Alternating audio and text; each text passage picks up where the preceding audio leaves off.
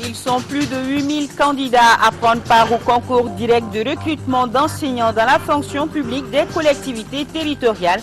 Parmi eux, 1534 seront recrutés. Le top départ de l'examen a été donné ce matin. La compagnie Blomba est de retour sur scène. Elle nous revient avec Taïni Bougou. Autrement dit, la cité de ceux qui cherchent le pain quotidien. Vaille que vaille, cette mise en scène de pain, les réalités des Maliens en ces temps de crise.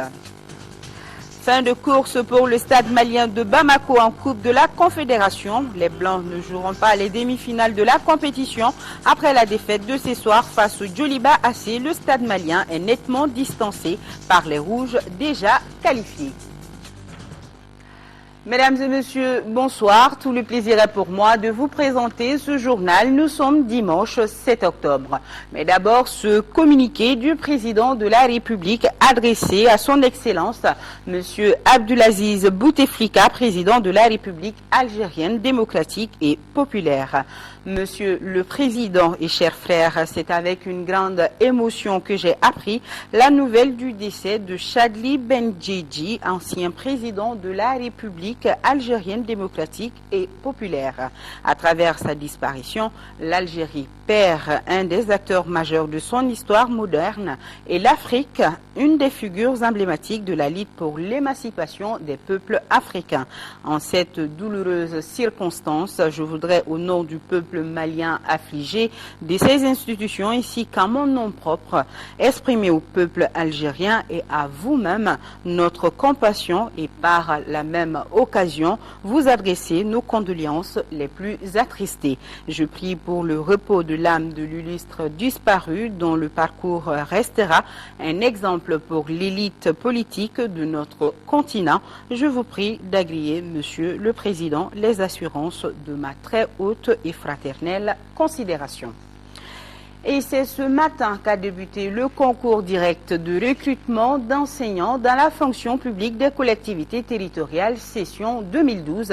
Sur les 8208 candidats, 1534 seront recrutés, un chiffre en baisse par rapport aux années précédentes. Ces nouveaux enseignants seront déployés au niveau de l'enseignement secondaire, général, technique et professionnel, et de l'enseignement fondamental et de l'éducation préscolaire. Alpha Maïga, reportage. Ils sont plus de 8000 candidats à prendre part à ce concours. Il s'agit du recrutement d'enseignants dans la fonction publique des collectivités. À Bamako, les candidats sont repartis dans 4 centres d'examen. Un examen qui se tient dans un contexte tout particulier. Le premier contexte, c'est évidemment la situation sécuritaire qui oblige les candidats qui sont des régions de Tombouctou, Gao, Kidal et une partie de la région de Mopti à concourir quasiment dans les centres de leur choix.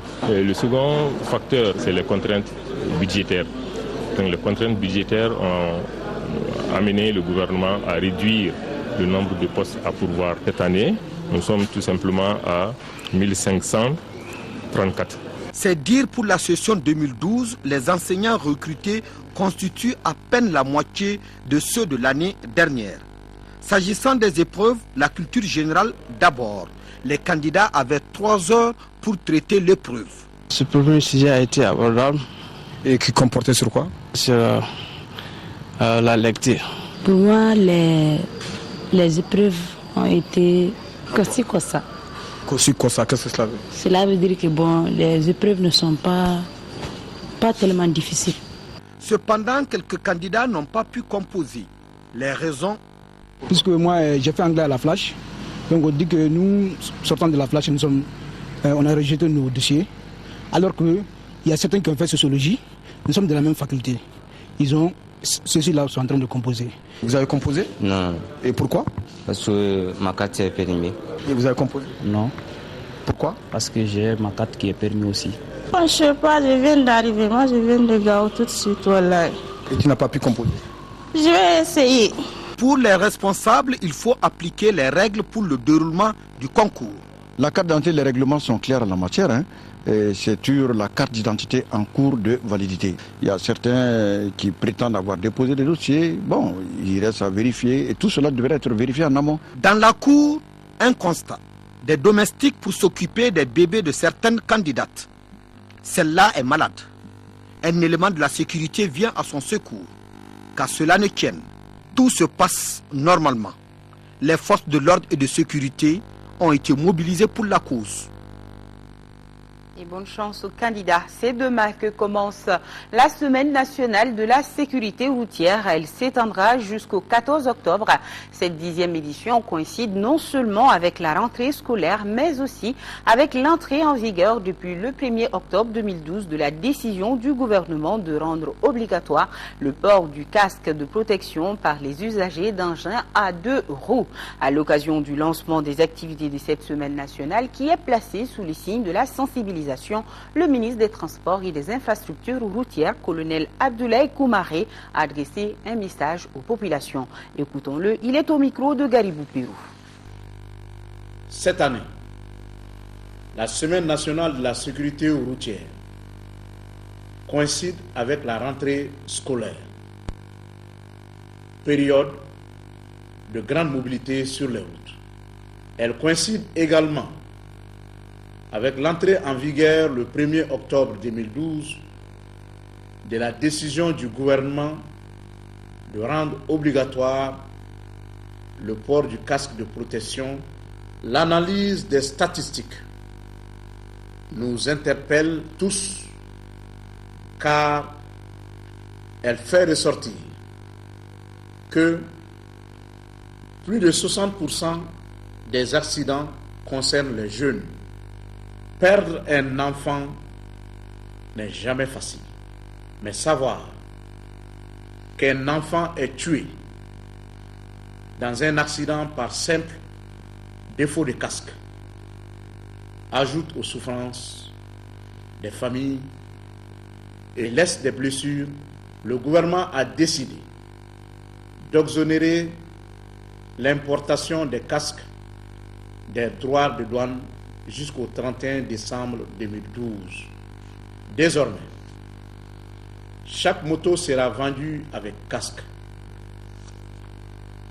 Parallèlement, les contrôles sensibilisation avec un cachet purement pédagogique, sans amende et sans mise en fourrière de moto, vont se poursuivre.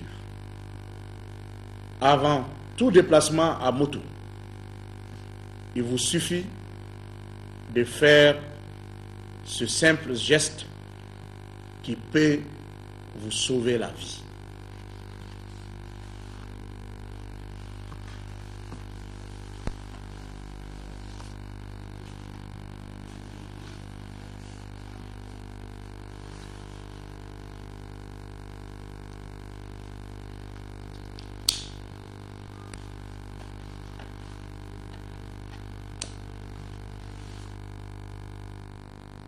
Voilà, l'exemple donné par le ministre. C'est donc demain la semaine nationale de la sécurité routière qui commence.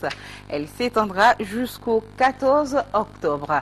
La Turquie fait don de 8 ambulances médicalisées à 4 pays de l'Afrique de l'Ouest. Il s'agit du Mali, du Burkina Faso, du Niger et de la Guinée-Bissau. Chacun de ces pays a reçu 2 ambulances médicalisées. La remise a eu lieu à la Grande Mosquée de Dakar.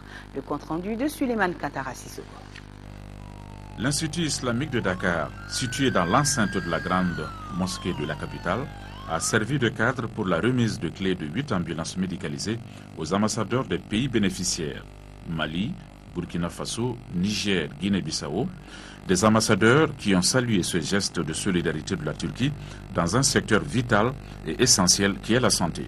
Auparavant, le directeur général du Centre islamique de Dakar, le coordinateur de l'Agence turque de coopération et de coordination ont mis l'accent dans leurs interventions sur l'excellence des relations entre les pays africains et la Turquie qui a fait beaucoup de réalisations en Afrique. Le consul général de la Turquie a émis l'espoir de voir la réalisation d'autres projets de la Turquie. Nul doute que l'acquisition des ambulances médicalisées permettra de relever le niveau technique de plateau des structures de santé. Visite en 5e région du sous-secrétaire général des Nations Unies chargé des droits humains à Mopti, Ivan Simonovic, était venu constater la situation générale en cette période de crise qui connaît notre pays. Une visite du site des déplacés à Sévaré et une rencontre avec le comité régional de crise sont entre autres activités menées par le visiteur de Mopti, la correspondance de Jules Sambou-Sissoko. Par cette visite de 24 heures à Mopti, le sous-secrétaire général des Nations Unies chargé des droits humains, Ivan Simonovic, voulait mieux s'imprégner de la situation générale des droits humains et explorer les opportunités de coopération dans le domaine de la promotion et de la protection des droits humains. Les violations des droits humains qui pourraient être aussi commises dans d'autres endroits du pays, et aussi il s'agit d'essayer de comprendre les causes réelles de ces violations et de la situation actuelle. En cette occasion, il a dit qu'il a parlé à des acteurs de la société civile. Il a eu l'opportunité de discuter, de parler avec des personnes déplacées. Et également, il a eu l'opportunité de rencontrer des officiels maliens, notamment le Premier ministre qu'il a rencontré à New York.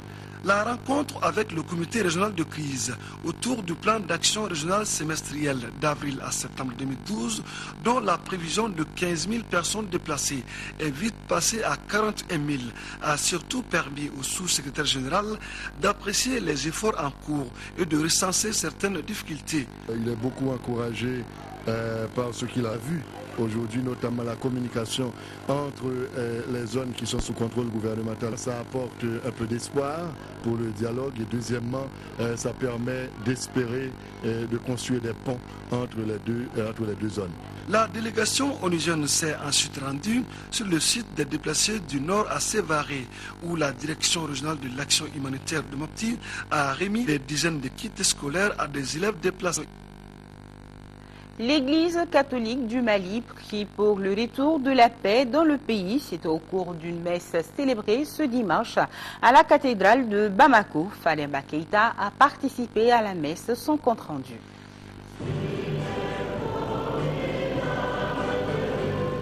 À l'unisson, les fidèles chrétiens catholiques élèvent la voix vers Dieu, le miséricordieux, pour le retour définitif de la paix au Mali. Selon eux, la situation difficile qui traverse notre pays ne saurait être surmontée sans la foi, le courage et la prière fervente de tous. À quelques mois du rosaire, mois de grâce, ils ont aussi intercédé auprès de la Vierge Marie pour que le peuple malien reçoive de Dieu soutien et réconfort, apporte la paix dans tous nos cœurs et dans tout le pays. Division sur le plan religieux par les rejets des autres confessions religieuses et la volonté d'imposer la charia. Face à cette situation, nous venons nous encourager. Laissez-nous guider par l'Esprit Saint et dans cette Eucharistie, demandons pardon au Seigneur pour toutes les fois que nous ne sommes pas des bâtisseurs de paix. Le représentant du ministère des Actions humanitaires, de la solidarité et des personnes âgées, témoin de l'homélie, a saisi l'occasion pour louer l'engagement de tous pour le retour de la paix. Nous avons été témoins de ce que, aussi bien au niveau des mosquées, des temples et des églises, la mobilisation est réelle et nous souhaitons tout juste, au niveau du gouvernement, que cette foi qui nous anime et qui nous a permis encore une fois de se retrouver ici, reste vivace. Après plus d'une heure de méditation sur le sujet, les fidèles chrétiens en fin de cérémonie ont fait référence à la prière de Saint François d'Assise pour implorer Dieu. D'une même voix, ils réclament l'union, l'espérance, la joie où se trouve la discorde, le désespoir et la tristesse. Miss ORTM 2011 réunit les femmes du Mali pour une contribution à la sortie des crises. En partenariat avec la coordination des associations féminines du Mali, CAFO, Zaliatou Maïga a lancé un projet de sensibilisation des femmes du Mali. L'objectif est de décrier toutes les exactions commises sur nos sœurs dans les régions occupées. Fatoumata Kouné nous en dit plus. La situation qui prévaut au nord du Mali préoccupe toutes les couches sociales maliennes, particulièrement les femmes. Pour mieux affronter le problème, Miss ORTM 2011 a lancé un projet sur la sortie des crises au nord du Mali. Ce projet vise à sensibiliser, mobiliser et faire un plaidoyer auprès des femmes permettant une meilleure sortie des crises. Nous allons à la rencontre des femmes pour échanger avec elles, pour savoir ce qu'elles pensent de ça. Et nous, notre contribution sera aussi de leur donner les idées que nous avons. Et ensemble, nous allons travailler. La présidente de la CAFO dira que la sortie des crises ne doit pas être l'affaire des seuls hommes. Les femmes doivent jouer leur rôle, a-t-elle ajouté. C'est un espace pour les femmes et les hommes. C'est un espace où on vient échanger. C'est un espace d'espoir pour celles qui ne sont jamais parties à l'école, qui ne peuvent accéder que par des relations comme nous autres qui avons eu la chance. Mais je tiens à vous dire, nous, notre engagement, ce n'est pas pour devenir des femmes responsables pour nous, c'est de devenir des femmes responsables pour le Mali. Parce que nous avons étudié sur l'argent du contribuable malien. Et nous sommes redevables au Mali. Au cours de ce point de presse, les épouses des corps de béret rouge et béret vert ont fait part de leurs regrets par rapport à la situation du nord du Mali. Elles ont vivement souhaité le retour de la paix. Sur le plan national, l'actualité reste dominée cette semaine par des remises de dons aux déplacés, aux orphelins ou aux victimes des inondations, mais aussi par des conférences, débats et la visite des centres qui s'occupent des enfants atteints d'autisme. Et suivons toutes ces brèves avec Fadema Keïta. La mairie de la commune 4 du district de Bamako a procédé hier à la remise des fournitures scolaires à 180 élèves des différents établissements de la commune. Ces bénéficiaires sont des enfants issus des familles à moyens limités. La valeur financière du don est estimée à 2 millions de francs CFA. La cérémonie a eu lieu dans la cour de la mairie en présence des responsables scolaires et de la société civile. Autre cérémonie de remise, c'est celle de l'association Femmes et Développement du Mali, qui vole au secours de 30 enfants qu'elle soutient depuis 4 ans. Elle vient de leur remettre un lot de fournitures et de tenues scolaires. Les responsables de l'association ont élargi cette année leurs gestes en faveur des enfants déplacés du Nord. L'événement, qui s'inscrit dans le cadre de la 18e édition du mois de la solidarité et de la lutte contre l'exclusion, s'est déroulé dans les locaux du service de développement social de la commune 2. Le consortium d'ONG Plan Mali, World Education et ASAF a également fait don aux élèves déplacés. Le don est composé de riz, de pâtes alimentaires, de lait, d'huile et de savon. En plus de ce don, le consortium, en partenariat avec l'ambassade des Pays-Bas, a organisé des cours de rattrapage à l'intention des enfants déplacés. Le geste global a coûté au consortium environ 8 millions de francs CFA. 2,5 tonnes de riz et une quantité d'huile pour un montant d'1 500 000 francs CFA, c'est le don offert aux déplacés du Nord à Bamako par le parti UDD, Union pour la démocratie et le développement. Le geste s'inscrit dans le cadre du mois de la solidarité et de la lutte contre l'exclusion. Pour le deuxième vice-président du parti, Khalifa Doumbia, il s'agit d'atténuer les souffrances alimentaires. Le représentant des bénéficiaires, El Hadj Moumouni Maïga, a exprimé la satisfaction de l'ensemble des bénéficiaires aux responsables de l'UDD avant de leur demander de continuer sur cette lancée en vue de venir en aide à d'autres personnes touchées par la crise. Sur un tout autre plan, le réseau des jeunes leaders pour le développement au Mali, en collaboration avec l'Union des jeunes pour le développement du Mandé, a organisé le 22 septembre dernier une conférence de presse intitulée « Retour aux sources Kangaba 2012 ». La conférence avait pour but de jeter un regard rétrospectif sur les grands événements qui ont marqué l'histoire du terroir. Les échanges ont notamment porté sur les hauts faits de Soundiata Keïta et le respect des valeurs sociétales. Les membres du réseau ont saisi l'occasion pour rendre une visite de courtoisie aux notabilités de Kangaba. La famille de la Confédération malienne des travailleurs CMT s'agrandit avec l'arrivée de la section Sotelma Malitel. Cette affiliation coïncide avec la rentrée syndicale de la Confédération malienne des travailleurs. Madame Konaté Kayatou Touré, secrétaire générale, a évoqué au cours de la cérémonie les missions de la CMT qui sont entre autres le travail, la solidarité et la justice. La cérémonie s'est déroulée dans la salle de conférence de la CMT à Bamako-Koura. Active il y a 4 ans, la Confédération malienne des travailleurs est la 3e centrale syndicale du pays après l'UNTM et la CSTM. L'association Aide dans le domaine des troubles envahissants du développement EdTech Mali vient de tenir une journée de sensibilisation et d'information des parents sur la prise en charge des enfants atteints de l'autisme, c'est-à-dire des troubles d'adolescents. L'association qui a à sa tête Mme Aminata Kolatal, parente d'enfants atteints de la maladie, veut amener les autorités à s'intéresser davantage à la prise en charge de ces enfants par la création des structures appropriées. La rencontre a permis aux participants d'entendre des témoignages de certains parents et des agents de santé qui s'occupent des enfants présentant des troubles. C'est à travers des projections de films que l'assistance a pu découvrir les causes de la maladie et les moyens à mettre en œuvre pour l'éradiquer. Direction Sikasso, le Centre régional de la recherche agronomique a organisé une journée de visite de la station de Farako. L'objectif était de sensibiliser les acteurs du terrain sur les enjeux et objectifs du projet Système de production biologique diversifié CIPROBio. À travers cette activité, le centre veut capitaliser les résultats de l'essai longue durée mis en place à la station de Farako. Fatoumata Diallo, reportage. En organisant cette journée porte ouverte sur la sous-station de recherche site de Farako, le Centre régional de la recherche agronomique de Sikasso vise d'une part une meilleure information et sensibilisation des acteurs et autres partenaires sur les objectifs, enjeux et activités du projet, amélioration des revenus et de la sécurité alimentaire des producteurs à travers des systèmes de production biologique diversifiés CIPROBio. Et d'autre part, démontrer aux producteurs l'essai de longue durée mis en place dans la localité. Il s'agit notamment de coton bio et de coton conventionnel, d'arachide, de sésame et d'hibiscus. La production conventionnelle et la production biologique, nous l'avons mis ensemble tout simplement pour étudier également aussi quel est leur impact sur la gestion de la fertilité du sol. Et pour être à mesure de pouvoir convaincre nos partenaires, les producteurs, de ce qu'ils gagnent en conventionnel et en production biologique, il faudrait confronter également aussi les aspects de santé, les aspects de protection de l'environnement, mais également aussi sur la productivité et la durabilité du système.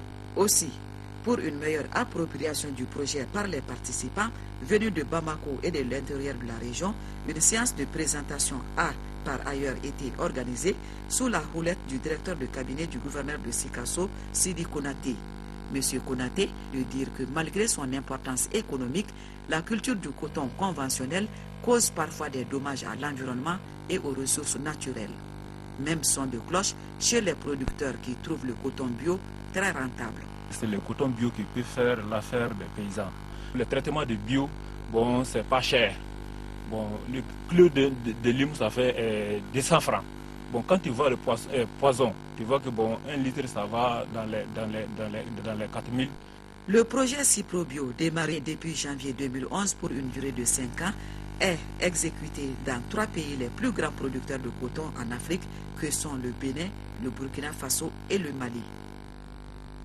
Place à notre dossier du jour consacré ce soir à la flambée du prix du haricot, communément appelé niébé. Sur les marchés de la capitale, le prix du haricot a en effet augmenté depuis un certain temps. Il varie entre 700 et 1000 francs CFA le kilo. Une situation qui décourage même les plus fervents amateurs de la précieuse denrée alimentaire. Je veux parler des Koné et des Djara. Quelles sont les véritables raisons d'une telle surenchère? Notre équipe de reportage dirigé par Modibo Mariko est allé savoir. Le haricot, encore appelé niébé ou chou en langue nationale bamana. La légumineuse aux graines magiques n'est certainement pas qu'une plante au Mali. C'est aussi une alimentation qui a su tenir toute sa place dans la culture de notre pays. Aimé de tous et pourtant personne ne veut prendre sur lui la responsabilité de cet attachement. Pourtant, il y en a de quoi, puisque de l'avis des spécialistes, les niébés jouent un rôle important dans l'alimentation de l'homme en raison de son apport colossal en protéines, soit plus du double la plupart des céréales classiques. Mais il apporte aussi beaucoup d'amidon, de l'acide folique très important chez les femmes enceintes pour la lutte contre la malformation du nouveau-né. La graine est également riche en fer, zinc ou calcium. Autant de points positifs pour l'alimentation humaine. Seulement voilà, depuis un certain temps, on a constaté sur le marché que les prix de cette denrée tant prisée a pris de l'ascenseur. Haricot là c'est cher. On vend 1000 francs, 700. Maintenant, il est venu 600. Si l'haricot dépasse 400, 500 jusqu'à 600, je trouve que c'est cher. Le haricot c'était cher, bon, c'est parce que le sac devait 100 000 francs CFA. Mais aujourd'hui, maintenant, on vend peut-être kilo 700 francs. Bon, avant, kilo, c'était 1000 francs. Maintenant, c'est 600, quoi. Non, c'est 600. Hein? C'est un peu cher encore. Et qui a lieu même de réguler un peu le prix. Parce que quand on laisse vraiment le prix quand même à la merci des commerçants, il va de soi qu'il serait très très difficile que la population quand même puisse s'approvisionner. Et l'on comprend vite que les prix élevés d'une alimentation qui occupe tant de place dans le quotidien de nos familles suscitent des interrogations. La faute aux spéculateurs peut-être, mais ce qui est sûr, c'est qu'on est en ce moment en période de soudure. Ça dépend du hivernage. Il y a une mauvaise volonté qui peut de l'ARCO à garder. Pourquoi? Bon, il y a certains moments, s'il y avait des crises, il peut faire sortir pour vendre. Le nouveau ARCO, on n'est pas récolté rapidement. Donc l'enchaîne est fini, complètement fini. Donc c'est pour cela que les prix est élevé comme ça là. La seule loi économique de l'offre et de la demande ne saurait expliquer la flambée du prix. Les autres fois, parce qu'ils ont dit que c'est des sacrifices, tout le monde achète les arcos pour aller chez vous, pour les sacrifices. C'est pour cela que les arcos étaient manqués. Le prix a pris de l'ascenseur, parce que quand nous avons appris dans les mosquées, dans les rues, qu'il faut faire un sacrifice sur l'haricot. Concernant le problème du Nord et le problème de la pluie, c'est ce qui a fait que les Maliens ont augmenté le prix jusqu'à ce qu'on ne peut même plus payer. Que certains ne dépriment pas, suivez mon regard, puisque déjà commencent à arriver sur le marché les produits de la nouvelle récolte. Ce qui explique d'ailleurs la baisse des prix constatée ici et là, 500 à 550 francs CFA. Et ça ne peut que continuer. Prenez donc votre mal en patience. Ce n'est qu'une question de jour et l'on verra certains arborer le sourire habituel à la vue du show national. Oui, les Koné et les Diarra, bien sûr, du théâtre dans ce journal avec la représentation hier soir au Palais de la Culture Amadou Ampateba de Bamako, de Taïnibougou, autrement dit la cité de ceux qui cherchent le pain quotidien, vaille que vaille. Le nouveau Koteba de la compagnie Blomba est inspiré de la vie de Gimba Kassambara, personnage principal de la mythique pièce Koteba Wari, en l'instant là dans le Mali d'aujourd'hui. Aliouni Franjaï met en scène le quotidien des Maliens dans un langage cru, mais hélas si réel. Retour sur cette soirée de rire de près de 2 heures avec Moudi Boussouari. Sur la scène, un imposant canapé, un écran vidéo au fond, 2 écrans latéraux. Voici le décor très sobre de cette pièce de théâtre intitulée Taïnibougou, ou encore la cité de ceux qui cherchent le gain quotidien, vaille que vaille. Dans cette pièce, le maire de Taïnibougou est un cadre supérieur de son État et très proche des citoyens. Mais il a l'esprit fort occupé par un sport bien connu, le Tanini, la chasse à l'argent. Avec son acolyte Bablé, il complote de liquider Taïnibougou et de partager la recette avec tous les citoyens. Voilà,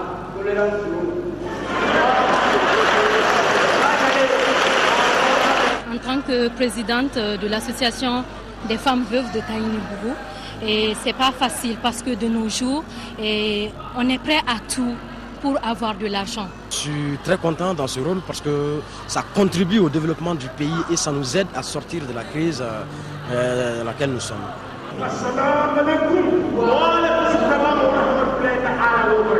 Au finish, le maire de Taïnibougou et son complice arrivent à leur fin sans difficulté. Ils ont trouvé preneur, Taïnibougou est soldé, terrain vierge est viabilisé, mosquée, cimetière, place publique, église, école, route, même la mairie, tout y passe. J'ai trouvé que c'était super formidable de remettre en revue justement tout ce qui s'est passé, les dernières histoires du Mali. Et je trouvais qu'il a eu un courage à la fois politique, à la fois humain, pour faire cette pièce. J'ai trouvé une pièce de théâtre courageuse. Je suis fière d'être malienne, je suis fière du travail qui a été fait. Vraiment, je les encourage et j'espère qu'il y aura d'autres séances pour que le maximum de personnes puissent voir cette pièce de théâtre. Ce nouveau spectacle style Koteba retrace donc notre vie au quotidien, l'environnement dans lequel nous vivons. En somme, la pièce nous invite à une réflexion sur la vie citoyenne dans un contexte particulier. Vous savez, la satire a joué un grand rôle dans la construction des démocraties. On vient de nous présenter en face de nous un miroir de notre société à travers les différentes séquences de notre histoire. C'est quelque chose de très important. Je pense que cette pièce mérite d'être reprogrammée de manière à ce que l'ensemble des Maliens puissent la voir et en tirer les leçons nécessaires. Elle appelle à l'unité et c'est une bonne chose. Aliou Frangay nous a donné une belle leçon. Et c'est fini sur une note d'espoir avec l'hymne national. Nous sommes tous résolus de mourir. Tagni Mbougou, à l'instar des autres Koteba, est un mécanisme social en forme de satire collective traditionnelle jouée sur le mode burlesque dans les villages de l'ère Mandingue. L'œuvre est le résultat de 3 mois de résidence artistique de comédiens maliens avec une mise en scène de Aliou Ifrandiaï. Après le palais de la culture de Bamako, Tagni Mbougou sera représenté dans une trentaine de cercles du Mali avant d'aller à la conquête du public de la diaspora.